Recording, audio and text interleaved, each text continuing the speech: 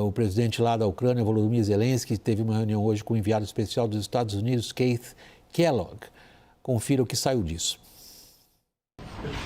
Nas redes sociais, Zelensky celebrou o encontro. Disse que a Ucrânia está pronta para fazer um acordo forte que envolva investimentos e a segurança do país. Nosso time está pronto para trabalhar 24 horas por dia, afirmou Zelensky. O tom conciliador contrasta com os embates públicos entre o ucraniano e o presidente dos Estados Unidos, Donald Trump, que ganharam as manchetes nos últimos dias. O republicano chegou a acusar Zelensky de ser um ditador que teria começado a guerra contra a Rússia e exigiu garantias para que os Estados Unidos recebam de volta o valor doado à Ucrânia em equipamentos de guerra. Já o ucraniano, por outro lado, disse que Trump divulgava mentiras patrocinadas pelo Kremlin. Zelensky também afirmou que a proposta americana de explorar minerais raros como contrapartida ao apoio militar não era séria. Vladimirovich Putin. Sob Trump, a Casa Branca decidiu negociar um acordo de cessar-fogo direto com o presidente russo Vladimir Putin, isolando Kiev e os países da comunidade europeia. À noite, Zelensky falou por telefone com o presidente francês Emmanuel Macron, que estará em Washington na semana que vem para se reunir com Trump. Macron afirmou ter prometido discutir a proposta de paz para a Ucrânia e disse que os aliados europeus estão animados para trabalhar pelo fim do conflito e pelo fortalecimento da segurança europeia. Gunther, não há dúvidas, né? O Trump consegue uma manchete por dia com a questão da Ucrânia. A dele hoje foi a seguinte: ele se opõe que o comunicado da reunião do G7 mencione os russos como agressores. O que é que saiu, afinal, dessa reunião do Kellogg com Zelensky, na sua avaliação? Para mim, o Zelensky conseguiu acertar com ele essa exploração das terras raras, porque isso é importantíssimo para a China, que o Xi Jinping veio colocando sanções como retaliação aos Estados Unidos justamente em terras raras, onde as empresas chinesas dominam o mercado. Então, na minha percepção, tem uma estratégia montada pela equipe do Trump, não o Trump próprio, pela equipe do Trump, de que ele vai se acertar primeiro com o Putin para depois vir para a negociação com o Xi Jinping mais forte, porque os Estados Unidos não vão estar mais, entre aspas, atolados nessa guerra também da Ucrânia para negociar mais fortemente com a China. Numa estratégia um tanto quanto parecida, mas reversa do que o Kissinger fez lá atrás, no início dos anos 70, que ele se aproximou da China, né, trouxe no governo Nixon a China para perto dos Estados Unidos, para depois, logo depois, ir para Moscou negociar com Leonid Brezhnev da União Soviética. Então, por isso mesmo, os europeus estão tão desesperados, porque, como todo mundo vem dizendo, e efetivamente, o Trump limou a Europa para Putin. E por isso mesmo, essa tentativa do Zelensky de tirar o máximo possível, ainda quando dá para ele ainda negociar alguma coisa. Roberto, deixa eu pegar esse aspecto que tem muito a ver com a sua área de atuação, que boa parte dela é dedicada à economia internacional. Ao que o noticiário indica, Putin teria oferecido a Trump a volta de grandes conglomerados, sobretudo no setor de energia americano, a investimentos na Rússia, oferecendo grandes oportunidades. Quão realista é isso? Veja, eu acho que isso daí é um pouco difícil. Por exemplo, eu concordo com o professor Gunther. Veja, você está tentando fazer um acordo de paz abrindo mão de Donetsk, Luhansk, Zaporizhzhia, Crimeia, toda a área de Donbass e Odessa e falar, olha, vou chegar num acordo de paz. Gente, como é que você chega num acordo de paz onde você dá 1/4 do país para o país invasor?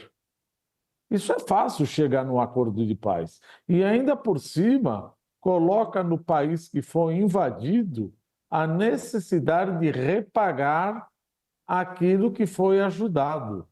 Veja, viva a Catarina Grande, viva Ivan o Terrível, porque Rússia está voltando a querer fazer um revisionismo expansionista, czarista e voltada à grande Rússia.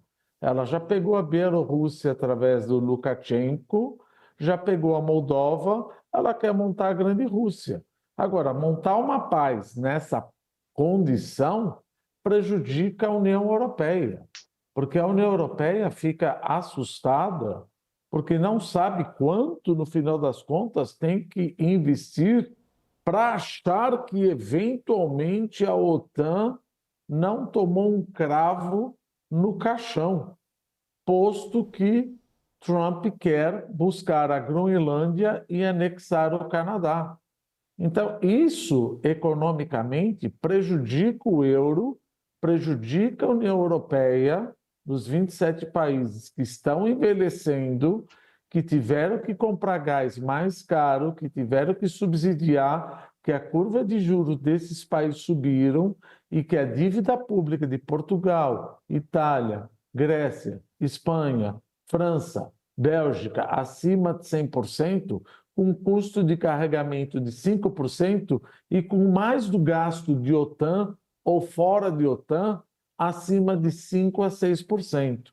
Então, resumindo da parte econômica, eu não estou nem um pouco animado com o euro em relação ao dólar, esse movimento que Trump está fazendo. Ora, fazer a paz assim é fácil. O que você pegou já é teu. Não, não é assim que se faz a paz. Mas, se o problema fosse OTAN, a Ucrânia poderia falar, bom, e se eu não entrar na OTAN, você devolve os meus territórios? Não, os territórios já foram tomados. Então você é um grande czarista. O problema maior não parece ser a OTAN, dado que se a Ucrânia se comprometer em não entrar na OTAN, Putin poderia devolver esses territórios mencionados aqui, William. Engraçada a menção histórica do Roberto a Catarina Grande. E a gente tem que perguntar quem seria o conde Potemkin do Putin, mas isso é uma outra questão. Deixa para lá. Agora, supõe-se que a Rússia tenha essa capacidade de resistência a, digamos, de resistência não é a palavra boa que eu estou usando, tem a capacidade de absorção das perdas humanas e das perdas econômicas que ela está sofrendo e continua sofrendo na guerra em curso. Alguém tem essa estimativa? Tem. E os ingleses são os melhores nisso, né? A inteligência inglesa. E eu vou dar os números aqui, veja só. Em abril de 2022, as forças russas, depois de terem recuado daquele primeiro assalto, né, que tentou tomar Kiev e tal, em abril, os russos ocupavam 20,9% do território ucraniano. E haviam tido 20 mil baixas, entre mortos e feridos. Agora, os russos ocupam 20,3%, ou seja, 0,6 ponto percentual a menos do que em abril de 22, com 800 mil baixas. A economia russa estava num declínio. Eu digo estava porque agora o rublo está se recuperando por causa dos movimentos do Trump. Então, este era o momento, tanto que ele estava recorrendo já a soldados norte-coreanos, está faltando soldado para a Rússia. Ele não quer fazer uma mobilização geral porque isso desestabilizaria o governo dele. Então, assim, este era um momento de fraqueza do Putin, da Rússia. Era um momento em que os incrementos territoriais eram de centímetros, de metros. É um stalemate que existe hoje. Não é só a Ucrânia que não consegue avançar ou retomar seus territórios. A Rússia também não está conseguindo avançar. Então, este era o momento para a máxima pressão contra a Rússia, que é o que a Europa pretende ainda fazer, agora sozinha. E o Trump está dando de mão beijada, sem exigir nada do Putin, aliás, aceitando as condições do Putin, um acordo no momento em que poderia ajudar a Ucrânia a recuperar o seu território. Não seria rápido, Eu acho que a Ucrânia também precisa fazer a tarefa de casa, precisa convocar os jovens de 18 aos 25 anos. Acho uma aberração a Ucrânia não convocá-los, né, numa guerra existencial como essa. Então, ok, existem erros de parte da Ucrânia, mas está longe de ser o caso em que a Rússia estaria ganhando essa guerra. Isso não é verdade. Gunther e Roberto, eu tenho aproximadamente 3 minutos ainda antes de ser obrigado a encerrar essa conversa. Como eu venho dizendo, já virou uma ladainha da minha parte. Adoraria continuar a conversa, mas estamos numa grade de televisão. Gunther, diante da eleição alemã domingo e do que se disse aqui da Europa, que capacidade tem a Europa de se organizar frente ao desafio que ela enfrenta? Infelizmente, para as democracias do mundo, eu acho que não vai ter essa capacidade, não. Historicamente, eles não têm demonstrado essa agilidade. E, por incrível que pareça, os alemães, mesmo já tendo aprovado há mais de ano, né, acho que quase 2 anos, 100 bilhões de euros a mais para se rearmar, não conseguiu implementar isso. Então, eu não estou com uma perspectiva muito boa, não. Roberto, a sua avaliação? Nenhuma. Absolutamente nenhuma. Veja, a França, Macron está fragilizado, com a Marine Le Pen entrando lá, a Giorgia Meloni, com Viktor Orbán e com a AfD da Alemanha. Acho muito difícil, de alguma maneira, a União Europeia conseguir ter um poder de voz nessa negociação de devolver alguns territórios. Veja, estão dividindo a Ucrânia, como o Lorival acabou de colocar, 20%. Assim é fácil negociar um acordo de paz. O que você já pegou é teu. Está contente? Tô. Puxa vida, mas aí não é um acordo de paz. É a mesma coisa que se pegar o Brasil, pega algumas regiões para evitar mais mortificina, etc., etc., vamos determinar que determinadas regiões têm que ser para o invasor. Assim é fácil determinar um acordo de paz.